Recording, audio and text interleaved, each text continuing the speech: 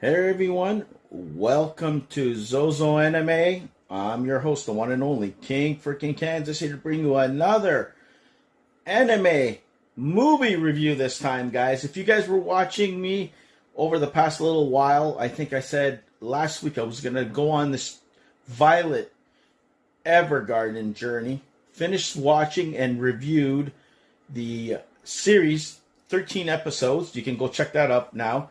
Now I'm going to be tackling the 3 films, but recently the King discovered that the 3rd film is actually a recap of the series. I think it's called Recollections. So I don't know if I'm going to be doing it. If I do, I want to maybe just do it so I can see how they kind of perhaps do a new twist on recapping the series, something I might have missed, catch this time around. I don't know if I'm going to be doing that. But for this video, I'm tackling this film. It came out in 2019. It's called Violet Evergarden, Eternity and the Auto Memory Doll. It's about an hour and 30 minutes, rated PG. It's directed by Haruka Fujita, and it stars pretty much the same cast that we got before, and I'll mention it all at the bottom there, guys. But this story focuses on 2 characters, both young girls that were separated and went their own ways, and over time have been through a lot, and they want to reunite. One girl, the older sister, Isabella, known to be now from Amy, and the other one was Taylor, girl that she found on the street. So guys, basically, if I want to give you a quick synopsis, Violet emerges from Violet Evergarden, a former soldier returned from war, comes to teach at a women's academy and changes a young girl's life. That's pretty much what it is. Basically, guys, these 2 young girls, there was a girl who was struggling to make her ends meet on the streets and, hustling her butt off, comes across this little girl who got abandoned on the street. And she decides, you know what? I'm going to take her in and take care of her, and kind of like she's going to become my new young sister. Make a long story short, she comes across this opportunity. Some old rich guy comes in and says, listen, you got the bloodlines, you're a royal family in a sense, I'm going to take you. But the deal is that that little girl can't come.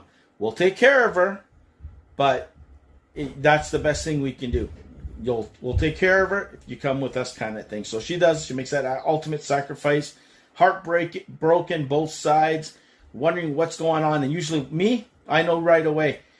Rich people, they're going to stick this kid in an orphanage or something. And that's what ends up happening. But Violet ends up going to her because she's summoned by her.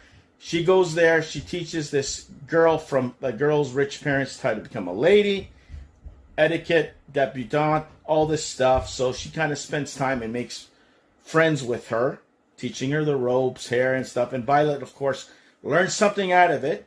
And then she learns the backstory of why she's the way she is. And that's where we find out about Taylor, her little sister. What happened to her, and that's pretty much what happened to her. They got separated, blah, blah, blah. Couldn't afford to, put food in her belly, and not let alone the little girl. And she did what she thought was best. So she's wondering all these years, heartbroken. Does she hate her for it? Whatever. So she decides to tell Violet the story. She writes a letter. She ends up going back home where she's from, Violet, her work, has one of the guys or one of her friends takes the letter to this little girl. The little girl reads it. 3 years later, this little girl grows up just a little bit, decides she wants to do what they do, comes to town, finds Violet. Violet takes her in. Violet does the same thing, guys. Good-hearted person that she is, with the help of her friends, teaches her the ropes, teaches her how to read and write, and she gets to write her own final letter. They end up tracking down her sister, which she left 3 years later because she's rich. Nobody can get a hold of her, kind of thing, even though she's not a snob. It's just that's how it is. They kept her isolated. So the guy and the little girl, Taylor, end up going to find her where she lives. He kind of delivers the letter. She's watching from afar, and you can see tearjerker, tear from her eyes for whatever, but she didn't want to meet her.